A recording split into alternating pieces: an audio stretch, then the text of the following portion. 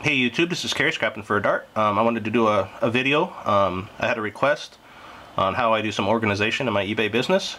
Her name is Tina Salas. I'm sorry if I mispronounce it. But anyway, I just thought not only this would benefit her, but a lot of people viewing. I do not have a business background per se. I never went to school for it. I started doing eBay a long time ago, 12 years or so ago. Everything that I've just learned on my own, and I wanted to show you how in the last year I really got organized, and I'm going to show you how I'm doing it. So basically what you want to do is get something like this. I think I bought this at Walmart. It was like 12 bucks. It's just like a portable file. You open it up and it's got hanging files in it, and I label all my hanging files so I can keep all my paperwork organized. I hope this camera cooperates. So like you can see, I've got PayPal fees, I've got business receipts, I've got my recycling, all the money I make on recycling I keep in here, my purchases of what I pay, and then I've got a bunch of lot numbers back there, so that way I can keep track of, like, when I buy something, I call it certain lots, like lot number 3, 4, 5, or whatever. Everybody has their own preferences. You guys can do what you want, but basically, so like when I get PayPal fees every month, you get a sheet with your fees on it. You can print it off. This tells you exactly how much fees you paid in the month. So at the end of the year, all you have to do is go through all 12 of the ones that you print off for every month, and then you can add up all your fees. So it only takes a few minutes to add up your fees. But for now, I will put that right in my PayPal fee slot. Next was the business receipt section. When I buy like the shelving in my garage for my recycling, to printer ink, to printer paper, sticky labels or whatever, I put them in an envelope. Okay, that's what I do. So where does that go? Simple enough. Business receipts, I throw that in there. Okay, the next section is my recycling. So whenever I go to the yard and I get receipts from the recycle guys, I put it in an envelope. I labeled it 2014 recycling, and I put all my receipts in there for that. And then this stack is all the recycling that I've sold on eBay or to my private buyer through PayPal. I keep a stack of those, and then at the end of the year I will add up all those, and then I'll be doing a video, of course, at the end of the year showing how much we made on all our recycling. And guess where that goes? Recycling slot right there. Simple enough. Recycling envelope, put that in there right behind it. Okay, and then the last section was the purchases. So when we buy stuff, remember, sometimes I buy things.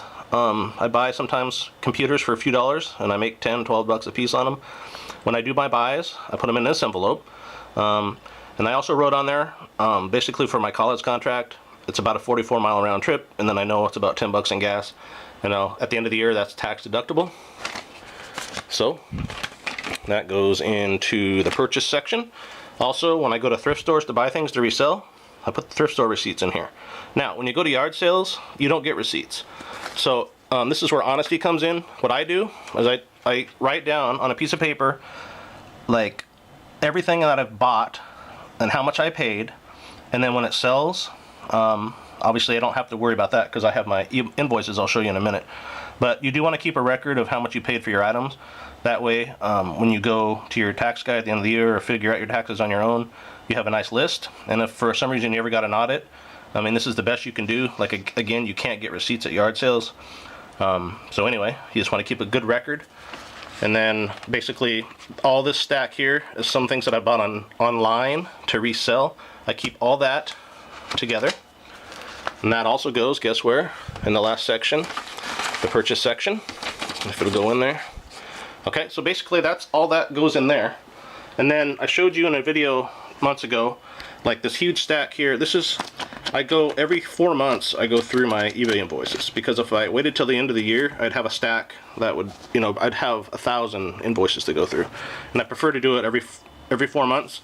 And I probably really should do it like every 3 months, because they do add up fast.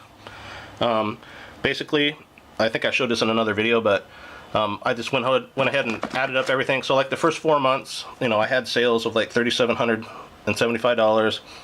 And then you want to keep track of your postage too, because if you make money on your postage, you have to claim that. Or if you have a postage loss, you can also have that as a deduction off your business if you have a loss. So basically, like, I don't know if you can see this invoice or not, but like the total on this invoice was $96.73. So, you know, that's what I made, okay? And then in one of these slots in here that I showed you already, I already have a whole stack of items of paper that showed what I paid, so I don't have to worry about that. But anyway, I just want to, this is what you make, so you want to keep track of that number. And then for postage, I charged the person $3.60, and if you print your labels online, you can get a discount, so it actually only costs $3.23. So I basically made, you know, a little under 40 cents in profit just on postage. And that's not cheating anybody, that's just the benefit of being able to print your shipping labels online. If you didn't print them online, you wouldn't get the discount. And it's much easier to print online.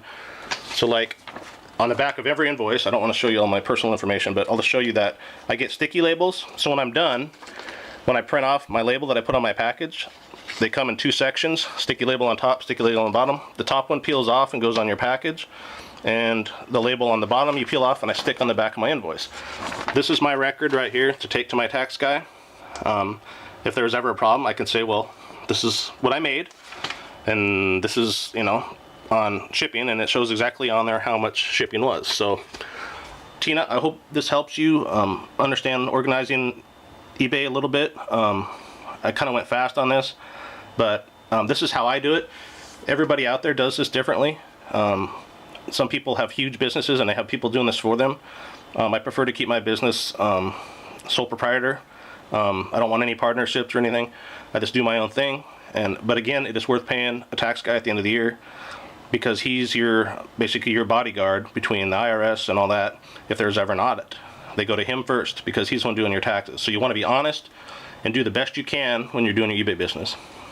So anyway, hope I help a lot of people out there get organized a little bit more. Again, like I said, within the last year, I really have just focused hard on organization and cleaning my whole life out. The medical thing I had happen to me just opened my eyes, and you don't need a bunch of stress in your life and a bunch of clutter in your life, and you certainly don't need thousands of little tiny figurines sitting on shelves in your basement somewhere. Get out there and start selling all your collectibles. And again, our major goal is, why are we doing all this? It's because we want to be out of debt, and debt free in 3 years from all my house, our car, and anything else that we have. We want to wipe the slate clean. We want to be able to start over and live our lives without having anybody over our shoulder.